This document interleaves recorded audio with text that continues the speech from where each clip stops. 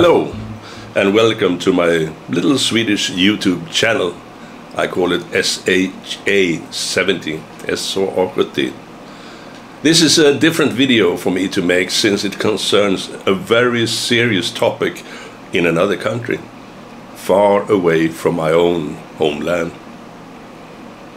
But this year I have been made aware of horrible abuse against human rights, and we are not talking about North Korea now, or any other totalitarian country that does not abide by normal humane rules. This video is instead about the Philippines, a nation which countries all over the world have diplomatic and business relations with. So how is it even possible they choose to house concentration camps within its borders? Well, it's not for me to answer that question. I am just one person who has recently got to see this horror with my very own eyes. Consequently, I sat down and wrote the following letter, which I will first of all forward to the US Embassy in Manila, Philippines. But the next step is, of course, to make the world aware of these horrible atrocities that are allowed to operate within the Republic's borders. The Philippines needs to take action and close down these illegal camps completely and instantly. That is the only correct solution. So please, spend a moment of your own time and take part in my letter that is about to be distributed to the entire world. You can also please help me with this. Share as much as you can. Send it to your politicians and embassies all over the world. Thank you. And now I will read my official letter. To the US Embassy in Manila, Philippines, in Roxas Boulevard, Manila. To whom it may concern. The United States administration has always been committed to honoring human rights and democratic principles as the center of the Republic's foreign policy. These guidelines for United States diplomatic mission support to civil society and human rights defenders outline and amplify the US commitment to supporting this vital work as part of the President's strategic vision and US foreign policy. It is addressed primarily to the US Department of State human rights officers and members of civil society worldwide, including human rights defenders. Protecting and supporting human rights defenders is a key priority of US foreign policy, because human rights defenders seek to hold their governments accountable in order to protect universally recognized human rights. These defenders are often harassed, detained, interrogated, imprisoned, tortured, and even killed for doing their work. In this following letter, I will reveal something to you that probably very few in the world believed to exist. When actually finding out that this nightmare is really a harsh reality, many people even refuse to believe it could be found operating in a democratic country, a republic called the Philippines, a member of the United Nations. I now, in this letter, wish to draw your attention to the totally unbelievable fact that in the Philippines, concentration camps exist and are flourishing, run by ruthless mob groups. Either the government is not aware of this horrible fact, or deep corruption makes it possible for this to go on day in and year out, and has been doing so for many years.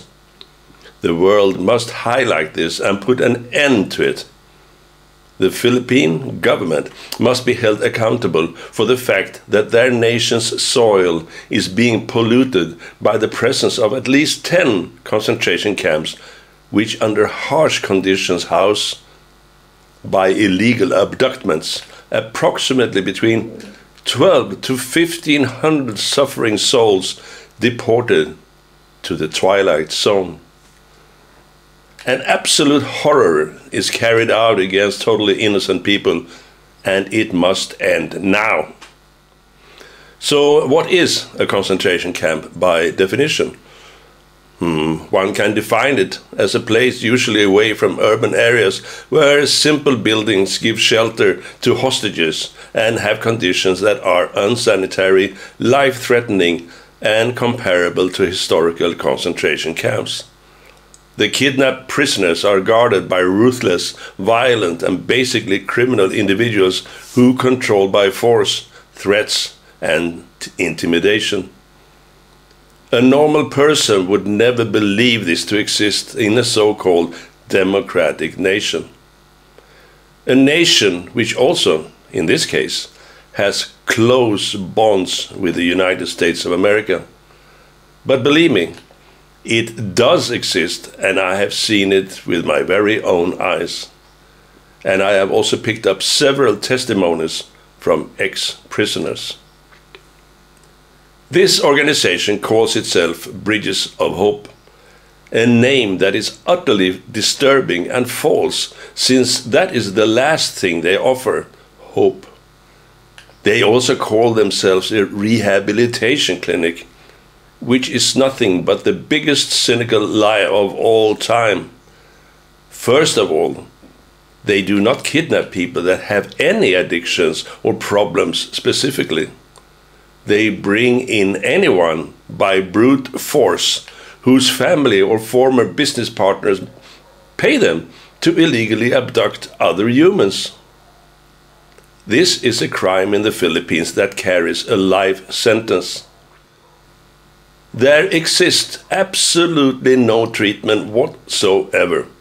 There are no medical examinations, no doctors, no nurses, no therapists, or anything that comes near the totally misused word in their false picture, treatments. The only way the poor souls apprehended will be treated is by the rules of the fist. Inmates are forced to take an unknown drug 3 times a day or face the consequences. This drug has contents that are totally unknown. They never explain what it is for. And as I said, it is given to each prisoner 3 times a day. They check that you really swallow it and use a flashlight in your mouth to confirm it. And if you cheat or refuse, you will put in solitary confinement, or even thrown to the floor and handcuffed. Victims cannot speak to any other person detained. Basically, all people only sit on a chair 16 hours a day looking at the wall. This is so-called work, and this is the harsh truth. The operators of this hell on earth do it solely for money. I have indications they bring in approximately between 40 and 50,000 pesos per individual and month. Multiply that by, say, 1,200 prisoners, and the math is there for all to see. There are at least 10 such facilities in the Philippines, each housing between 120 and 150 kidnapped victims. The houses are sealed shut. There are high walls, barbed wires, bars and fences, and strict orders where an inmate can go, walk, stand or sit. And that is also very limited. Again, I cannot strongly enough emphasize how utterly horrible and shocking it was for me to realize the existence of these hellholes. I am a retired police inspector. I have seen a lot. I have also read a lot of history from and about the wars. I have visited several of the horrible concentration camps in Europe that were operating under the Nazi regime over 80 years ago. They are now shut silent and, as we all hoped, gone forever. And then we realize, with a massive shock, that similar installations still exist in the Philippines of all nations. My belief was that only North Korea had such terror camps still in existence. But no. Now we know for sure they also exist in the Philippines. So, what will the world do about that? How do we end these horrible crimes against humanity, free the abducted souls, and level the buildings with the ground? And, of course, arrest and sentence all involved to the harshest punishments available in the Philippine law. I suppose that is a real test for the government in that republic. Do they have the power and will to overcome and outcast the mobsters running these concentration camps, operating just for pure profits? And who else is benefiting from this? And how many? Or will the Philippines tarnish its public record by letting this be made aware all over the world? Because it will be, trust me. And it starts right here with this letter, which will eventually be distributed to all humanitarian organizations all over the world, to United Nations, to governments and leading politicians everywhere. These terrible, horrible camps holding the abducted and unfree human beings may have been a secret until I discovered the truth. But no more. The horrific facts are now there for everyone to see, and first and foremost, the Philippines must take action. If not, the world pressure must be applied. I cannot enough stress that no therapy or care is given at all in these horrible places. It is all just about keeping prisoners under hard discipline and severe conditions. The normal word for this is torture. Under the false flag of being a center for treating addictions and other health problems, the prisoners who are held there are all illegally abducted and forced to stay inside for an unknown period of time. They never tell you. As a matter of fact, some of these poor souls have been cut off from the outside world for many years. No one on the outside is allowed to contact them, nor are the prisoners allowed to communicate with the outside. They are not even allowed to talk to each other in this concentration camp, and are forbidden to use their own names. This is truly hell on earth, and the closest you come to any similarity is, of course, the nightmare state of North Korea. But again, the Philippines. This horrible situation should attract the official United States more than just condemning the fact that these concentration camps exist. A strong demand must be issued that they be immediately closed and the compounds bulldozed to the ground. Please also be fully aware of the fact that foreign nationals are held as illegally detained prisoners, kidnapped. And of those foreign nationals, there are several US citizens. The United States of America has made itself known through history for never leaving anyone of its own behind, to rescue anyone of its own if he or she is in dire straits. Just look at all the hard work the government is still undertaking in bringing home the last remains of the fallen soldiers of the Vietnam War. This is a very highly honored exemplary action applied. But surely it must also concern and regard the helpless kidnapped victims in these now revealed concentration camps in the Philippines. Bridges of Hope, or just BOH, the name itself is an insult to any normal human aspirations and goals. They operate as a private entity whose sole interest is to make money. They claim to rehabilitate addicts. Noble as that may sound, the harsh truth is that they illegally detain people, not only Filipinos, but also American citizens and other nationalities. They have their own army of security, meaning criminal gangsters, that travels the country and illegally abduct people against their will and against the Philippine Constitution. All this is done without any court order or doctor's approvals. This is worse than martial law, and it happens right before the very eyes of the United States and its allies. They are also very aware of the illegal nature of these operations, since hardly any Philippines know about these facts. I have spoken with local media, and they were shocked to hear that this goes on in their own country. The only nation in the world that allows illegal concentration camps to keep people hostage. And this continues, year in and year out. These victims are not sick, they are not criminals, nothing is wrong with them, except that someone close to them pays to get them out of the way. It can be a wife or a husband who wants to get rid of their spouse. It can be a business partner who wants his companion removed. The list can be made long. But the basic fact remains that you can pay gangsters to kidnap and detain innocent victims on no legal grounds whatsoever. It is truly horrifying. How can the US administration allow a private illegal company to detain US citizens and others against their will in camps in a country which, as I understand it, it has close relations with?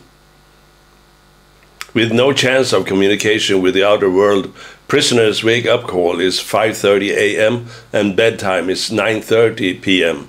7 days a week, with military discipline in these hellhole camps.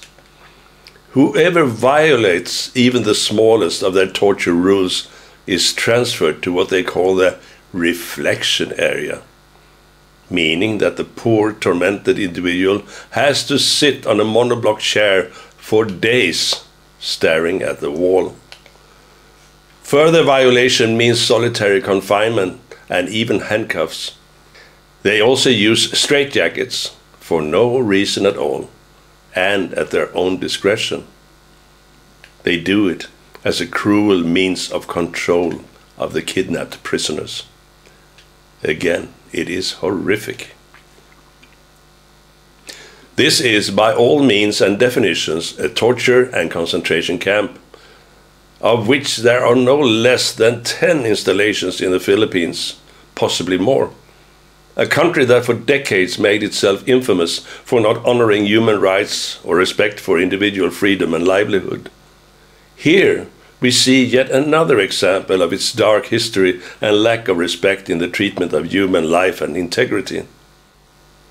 Nobody is allowed outside, and detainees are divided into teams all day long, basically doing nothing, with up to 150 people in one room sharing a single toilet, which is only allowed to be used by permission from the criminal guards. The staff are, of course, all criminals who first of all administer an illegal prison camp, but also on other occasions commit kidnapping and assault. There are several examples of these gangsters traveling to different locations and just picking people up by brute force. They do this even at the international airport in Manila.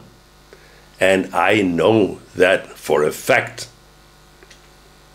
Everyone involved in these serious criminal activities must, of course, be arrested and serve long prison sentences. The punishment for kidnapping in the Philippines is life behind bars. Rightfully so, since that type of crime has been a huge problem in the troubled republic for many years. There is a 100% no-com rule, meaning people are not allowed to talk to each other, and nobody is even allowed to meet up with each other if and when eventually you are released. If you do so, the criminal BOH, gangster army, will pick you up on the street and return you to the concentration camp. They know so very well what they do is against all laws, not only in the country, but internationally. Therefore, it is incredibly important to spread this information everywhere amongst states and organizations who highlight and respect the basics of human rights. and take all actions on every level to finally close these horrific installations down, bulldoze them to the ground into rubble, and of course, free all innocent suffering souls who are kept behind illegal lock and key. The whole world must be made aware of this incredible violation of human rights being performed right in front of us by a nation that calls itself democratic. That is not true before it also adheres to the United Nations Declaration of Human Rights. The Philippines, of course, being a member of said organization, should know this. I give them, however, a small amount of benefit of the doubt, since I have talked to so many people in the country who know nothing of these atrocities. This includes even scholars and people of higher education. But now it is no secret anymore. So what will the world do? Remain silent when approximately 1,500 innocent victims rot away in several illegal concentration camps, right before our very eyes? Is not North Korea bad enough? Should we accept it in a nation closely allied with the United States and the rest of the world? Help these illegally abducted victims, not at least the US citizens. A good way to get started is to see how many people with US passports are reported missing in the Philippines. A clear first task for the US Embassy.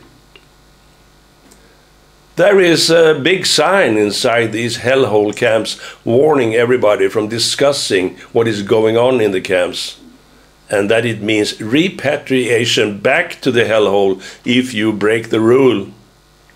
Of course, this is just as illegal as being brought there by force in the first place. No one can dictate what you can say or not about criminals and their activities. I know of people who are sadly aware of the fact that this is a nation where no one is safe. And despite the fact that someone have been finally let free, they just cannot speak. The more important then it is to wipe bridges of hope off the face of the earth, so all present and previous victims dare to come forward and witness in a court of law. There should and will be thousands of criminal claims once the gangster power of BOH has been broken down. The court system will be very busy, and the world will be watching you. The human rights violations they pursue are horrible, illegal, and close to torture. If you could go inside and inspect, you would see dormitories with over 100 people sleeping on mattresses on the floor whilst sharing just one bathroom. The language is Tagalog, even for the Americans. Take it or leave it. And there is no normal communication. It is prohibited, as I mentioned earlier. All communication is performed by the criminal staff and consists of screaming constantly. They never talk in a normal tone. They just scream all the time. And if you object to this, you will be confronted right away and punished. This should not be allowed in North Korea, much less in an alleged democracy like the Philippines. So why is this allowed and accepted? Most people are unaware that this exists in the Philippines, and it is now high alert for the United States to intervene and stop this once and for all. Do not call BOH and ask. You will get a sweetheart history. Instead, send police and military and force yourself in, and you will find the cruel facts.